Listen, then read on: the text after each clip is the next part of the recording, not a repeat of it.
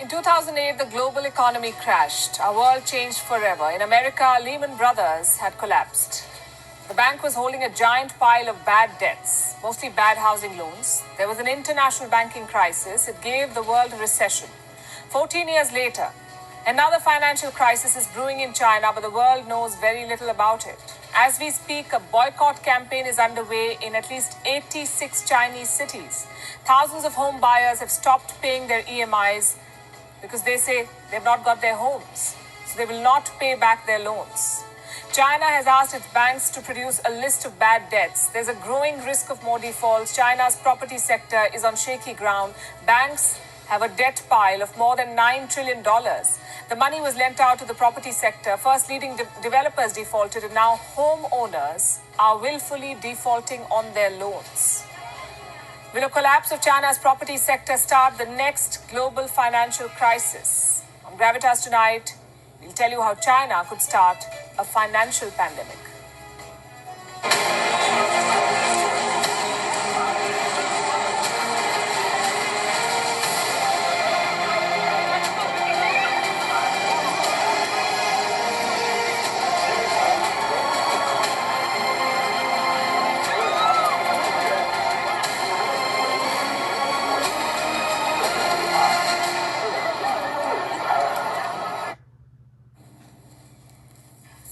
What you saw happen last week, a protest in China crushed by officials. Who are the protesters? People who had lost their life savings.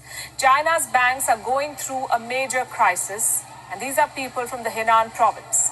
In the month of April, 4 banks in Henan stopped withdrawals, meaning people who had deposited money in these banks could not withdraw. The people struggled for months. They protested at least thrice, and every time the Chinese state responded with a fierce crackdown. They tried their best to crush the protest, but they failed to silence the protesters. China's banking regulator has now relented. It will compensate these depositors in Henan. It's a massive climb down for the Chinese state and a win for the people. But our story does not end there. In fact, it just begins. The Henan banks are just the beginning of China's nightmare. There are many more hidden skeletons. Chinese banks have debt worth $9.2 trillion. Let me repeat that. Debt worth $9.2 trillion. This money was given out to the distressed property sector of China, mostly to home buyers. But now the money is not coming back because people have not got their homes, so they've stopped paying their EMIs. The scale of the problem is massive. This is a mortgage crisis, a mortgage revolt in China. Home buyers in more than 50 Chinese cities are defaulting on their debts, and they are doing it willingly. We've said this before. China's debt problem is like a cancer, and this cancer is now spreading through their economy. The repercussions could be grave, and the impact could be global. On Gravitas tonight, we'll bring you the full story. We'll tell you how the Chinese economy is staring at a collapse. We'll start with the mortgage boycott. Look at this headline. China mortgage boycott data erased by censors as crisis spreads. This story broke today. And when Chinese censors swing into action, it is often an indication that there is a big problem. These censors took down some documents. What was in the documents? Data about mortgage boycotts in the country, information about the projects that are stalled, images of letters by home buyers. These are the people who declared they will not be paying their EMIs anymore. And China is trying to hide all of this data. So how big is the problem? In one word, massive. We have estimates. Home buyers have stopped mortgage payments in at least 100 projects. Where are these projects? In more than 50 cities. Numbers from the leaked data set suggest that the problem is much bigger. According to one report, the boycott is happening in as many as 86 cities. How many projects? More than 230. How many people have stopped paying EMIs in China? We don't have the exact numbers, but a Chinese news outlet has published a report. It has pictures of the leaked data set. Now look at this. There are more than 80 entries on this list alone. 46,000 home buyers have suspended payments in 14 projects. 46,000. These projects are in central, southern, and eastern China. So people are refusing to pay EMIs in 80 cities. You can imagine the scale of the crisis.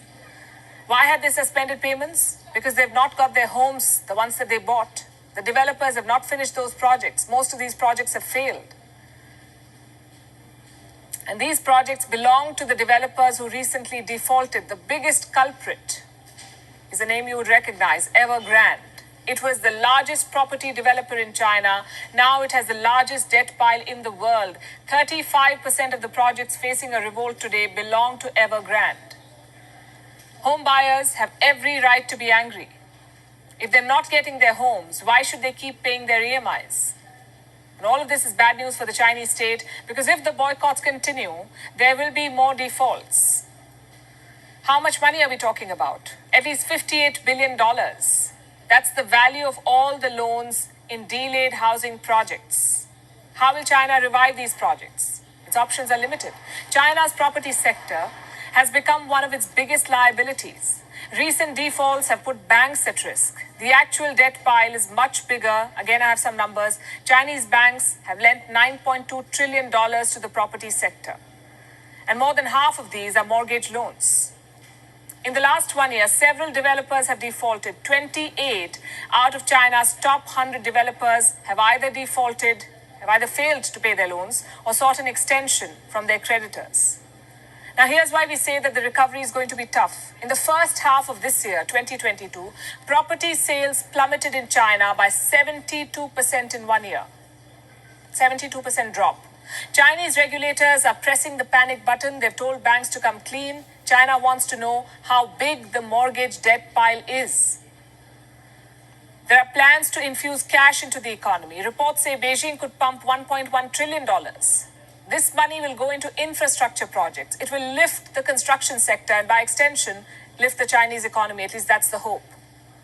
Chinese regulators say they will help the property sector too, but there's no plan yet. Housing projects going bust, borrowers unable to repay debt, and banks fearing a collapse. We've seen all of this before.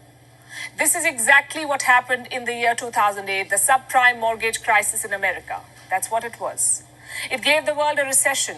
Going by one estimate, over 2 million homes went through a foreclosure then. How much did American households lose? At least $17 trillion in all.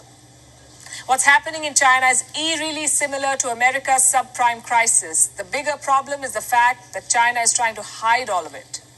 The world needs to know about China's bad loans. In 2020, it hid the spread of the Wuhan virus and the world got a pandemic.